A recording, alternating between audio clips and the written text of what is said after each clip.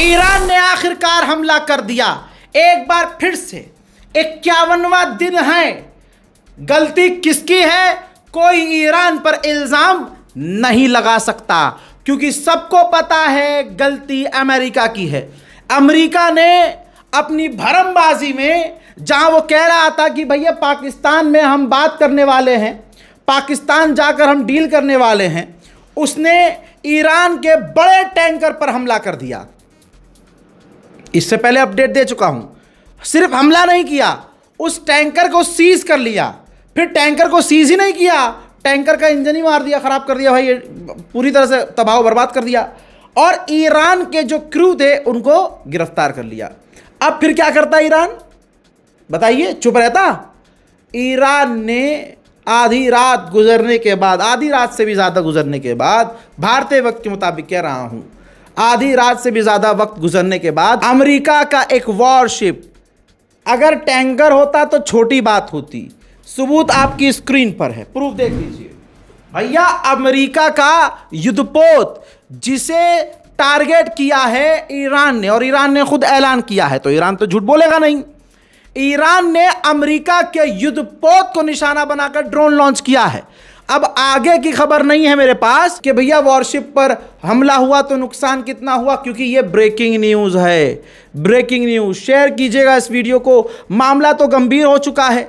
यानी ईरान जो कह रहा था शुरू से ही कि भैया हम नहीं जाएंगे, हम पाकिस्तान नहीं जाएंगे, हम बातचीत नहीं करेंगे, और वहाँ पाकिस्तान कह रहा था कि नहीं पाकिस्तान आइए आप बात कीजिए आप, तमाम तरह की चीज़ों का खुलासा हो गया है। अमेरिका ने इस डील को, होने वाली डील को ख़राब कर दिया है।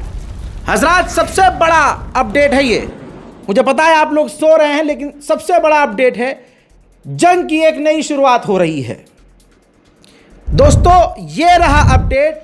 ईरान गवर्नमेंट ने इमरजेंसी में जो स्टेटमेंट जारी किया है आपके सामने है, जिसमें ईरान की गवर्नमेंट ने कहा कि हमें मालूम है, हमें पता है कि अमेरिका इजराइल हम पर हमला करेंगे, क्योंकि 2 बार बातचीत के दौरान इन्होंने हम पर हमला किया था, ये दोबारा करेंगे, और हमें पता है कि वो हम पर हमला करने की तैयारी कर रहे हैं।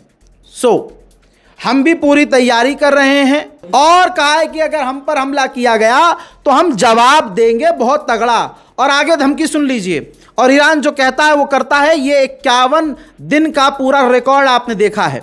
ईरान ने कहा है कि अगर हम पर हमला इस बार हुआ तो हम पलटकर जवाब तो देंगे ही, लेकिन हम जो यूएई और सऊदी अरब की गैस पाइपलाइन, बड़ी इंपॉर्टेंट पाइपलाइन है दोस्तों, कहा है कि इसको उड़ा देंगे, गैस पाइपलाइन को उड़ा देंगे। और बाब-एल मंदेब, जो दूसरा ऑप्शन समझ लीजिए, यानी एक और जो रास्ता था बाब-एल मंदेब, उसको भी बंद करने की, बाब-एल मंदेब को भी बंद करने की धमकी दे दी है। यानी एक तरफ स्ट्रेट ऑफ हॉर्मूज बंद और दूसरी तरफ रेड सी के अंदर बाब-एल मंदेब बंद, सब कुछ खलास। अमेरिका के ऊपर ईरानियन गवर्नमेंट ने अभी ऑफिशियल बयान दिया और कहा कि अमेरिका बातचीत के दौरान भी गलत चीज़ें कर रहा है, हमारी ज़बान में हरामीपना कर रहा है। ईरानियन गवर्नमेंट ने कहा है कि हमें सब दिख रहा है कि वो दादागिरी कर रहा है, गलत हरकतें कर रहा है, और हमें इस पर भरोसा नहीं है, ये धोखा दे रहा है। हमें पता है कि अमेरिका धोखा दे रहा है। अब आप जान लीजिए, ईरान हारेगा नहीं, ईरान टूटेगा नहीं, ईरान झुकेगा भी नहीं। क्यों? ईरान को किसी चीज़ की कमी नहीं है। जंग जीती जाती है हिम्मत से। जहां रशिया और यूक्रेन में आपने देखा कि लोग अभी भी भाग रहे हैं कि हमें फौज में भर्ती नहीं होना है, लेकिन ईरान में 30 मिलियन लोगों ने साइन कर दिया है अपने मुल्क के लिए, अपनी कौम के लिए, अपनी ज़मीन के लिए दुश्मन से लड़ेंगे और अपनी जान कुर्बान करने को तैयार हैं। उधर अमेरिका ने भरमबाजी देखिए, एक तो गुनाह ऊपर से भरमबाजी। ये देखिए, अमेरिका ने वीडियो जारी किया है जिसमें उसने दिखाया है कि हमने ईरान के टैंकर पर किस तरह से हमला किया था। ये जो 40-45 दिन ईरान ने पीटा है अमेरिका को, बस उसकी ये छाप मिटाने की कोशिश है, और ये अमेरिका पर और अब भारी पड़ेगा। मेरे दोस्तों, ज़रा इस अखबार को देखिए, न्यूयॉर्क टाइम्स, इसने छापा है कि ईरान काफ़ी सस्ते ड्रोन और मिसाइलों का इस्तेमाल कर रहा है, बहुत सस्ते। यानी ईरान का ड्रोन 20 से 50,000 डॉलर का है और उन ड्रोन को रोकने के लिए अमेरिका 2 से 4 मिलियन डॉलर का ड्रोन या इंटरसेप्टर इस्तेमाल कर रही है।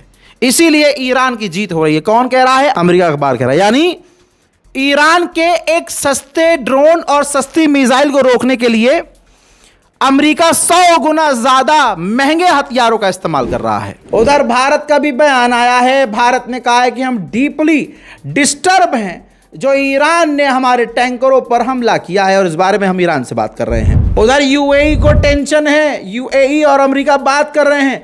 यूएई को टेंशन यह है कि अगर जंग आगे बढ़ी, जो अब बढ़ रही है, तो हमारी जो अरब की करेंसी है वो नीचे ना गिर जाए, और अगर नीचे गिरी तो ऐसा ना हो कि हमें डॉलर ना मिले, और डॉलर नहीं मिलेगा मार्केट में तो हमारे जो पैसा है, हमारा जो करेंसी है वो डाउन होगा। इसलिए अमेरिका से ऑलरेडी यूएई बातचीत करना शुरू कर चुका है। हजरात, आप कुछ भी कह लीजिए, कुछ भी कर लीजिए, जो रजा ने कह दिया वही होगा। इतनी पावर रखता हूं, इतनी हमारी टीम आपकी दुआओं से यहां तक पहुंच गई है कि हम जो कहते हैं बिना सोचे नहीं कहते। मेरी टीम जो मुझे बताती है वो हवाई बातें नहीं होती हैं।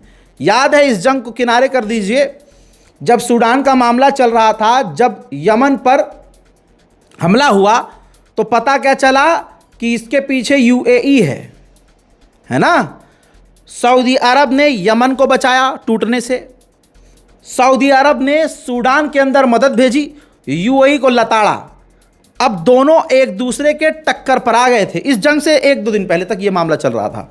यूएई और सऊदी अरब ऐसे थे कि अब लड़ लेंगे। अब ईरान की जंग ने सबको एक कर दिया। तो अब ये विजुअल देखिए जो हमारी बात को साबित करेगी।